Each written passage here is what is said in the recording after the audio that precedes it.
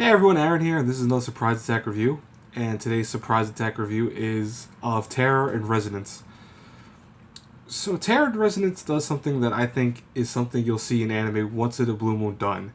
In that it takes subject matter that's kind of scary to play around with. For example, look at a show like Arimo, which takes the subject matter of incest and kind of puts it in the forefront of a show that show was done well. It had some very creepy and awkward moments for those that don't usually see that stuff, but it took that chance. It took that chance with something that is usually a very big taboo. It's something that people don't want to see stuff of. Terror Resonance does something even grandiose, though, in the fact that it does something about terrorism. And in this day and age, that isn't something most people like. I mean, already, for example, I don't know if anyone's actually seen the Wikipedia articles or any articles in general about Terror Residents, but it actually is hated by China because they feel that this show kind of glorifies terrorism. And I'll tell you right now, I was actually looking to make sure I wanted to see what this show is about because if it was about that, I wasn't going to review it. Honest to God, I didn't want to review it, not because it's the subject matter material, but just because I wouldn't want to glorify that concept either. It's not something that I believe in, and more so, it's something that I think is very, very taboo in this world. That to play around with that, even that word. I mean, for a perfect example is if you look up some images for Terror Resonance, I was going to use some. I was just trying to figure out which background image I was going to use for my review. One of the background images I found was something that I was surprised they would make a background image out of that. And I'll just tell you right now, Google Terror and Resonance, and you'll find it pretty fast. And I was just blown away that I didn't notice it right away until I was looking at the screen, and I'm like, oh wait, I can't use that. That's horrifying. But Terror Resonance is not a bad show though. Despite all that, it's not a bad show, and I'm gonna try to explain why that is. Besides the subject matter, so the main concept of Terror Resonance is you have a group of young terrorists who are going against the status quo. It's causing giant explosions and mass chaos, but they have a weird way of doing it. They're not actually killing people. They're actually blowing up buildings, but making sure that all the people of those buildings survive. Now, what this makes you think as a viewer is: are they anarchists? Are they just trying to set the example? Are they trying to prove a point? You don't find that out until the end of the series, and that right away, I'm gonna tell you, is one of the biggest draws of the show. Is that its intelligence is both a hindrance to it and something that's amazing about the show. This show, I'm warning you right now, if you watch it, is a very, very slow, methodical burn. It is one of the slowest shows I've seen in a long time, where by episode 6, it's still going off the same concepts. It's not really revealing enough that you can put pieces together yet. It does have flashback moments and it tries to put in, oh, this is happening and this is why the main characters are doing it, but it doesn't actually reveal anything fully until the last episode. And by then you kind of realize what it would be, what would actually happen, and I realized it too immediately. But it took, I think, around 8 episodes for me to figure it out, and this show's only 11 episodes, and that's unusual for me because I'm usually one person that realizes what's going to happen in the story pretty early on. But, this show is very close on the precipice of doing something that almost would make it where it's unwatchable by most. I mean, most people don't want to watch anything that has to do with terrorism. It's something that, it's again taboo. It's something that you don't want to watch because it's horrifying in a lot of cases. And Terror Resonance plays on that concept because it knows it's trying to be taboo and it knows what it's doing.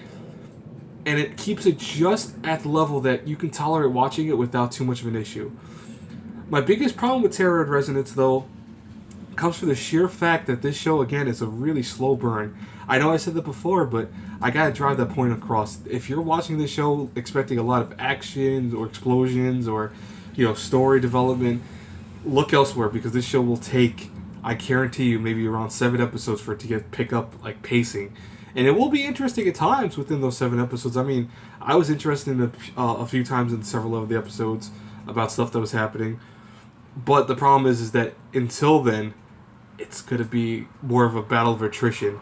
Can you keep up with the show? Can you watch it till the end? But overall, I did like the story for it. I liked the kind of predictable plot. It was predictable. I love the animation. I think the animation is something that you don't see very often in anime in general. I think it's something very nice. And I did love the music. It was very eerie and kind of mood setting. And that's one of the greatest strengths of the show. It has some amazing music. I mean, the opening is awesome. Episode 11's music is amazing. But it's a show that, again, it's very intelligent, but maybe sometimes a little too intelligent for its own taste. And for that, if I had to review this through an A to F, I'd have to give it a B. It's not that I don't want to give it anything higher. I would love to give it something higher. But again, because it's so slow, it's going to turn people off. I mean, most people on my channel I know appreciate anime even if it's slow paced. They will watch it till the end. And though I think that's what this show is aimed for. It's aimed for those people that don't give up on a show right away. But for other people who want instant gratification, this is not the place to go. This show does not have instant gratification at all. The first episode was interesting enough to kind of hold me in place, but because I'm also one of those people that I don't give up on a show. I watch it to its completion, unless it's just garbage. I watched the whole show and I was like, wow, this took forever. Holy crap. The ending was worth it though. The ending was actually very well done. It wasn't what I think many people would expect. Or maybe you will. I mean, I kind of half expected it. I half didn't. But overall, this is a show that it's not bad. It's, again, dealing with the subject material that is something that I think most people will be kind of afraid to watch. And I'll tell you right now, I watched it through its completion, and it's not that bad. There's nothing that's over the top on the concepts that it uses. So you could watch it. It's not like it's done in a way that's kind of glorifying it. It's actually trying to show it being in its worst case and its worst light. But at the same time, though, the characters are almost gratuitously shown as heroes at points. And I do disagree with that. I think the characters, regardless of their acts, are still terrorists. You know, there's nothing heroic about what they do in the show. I know they're trying to get a point across. I understand at the end game what their point was. But regardless, you know, every episode they do avoid killing people, but at the same time injure people.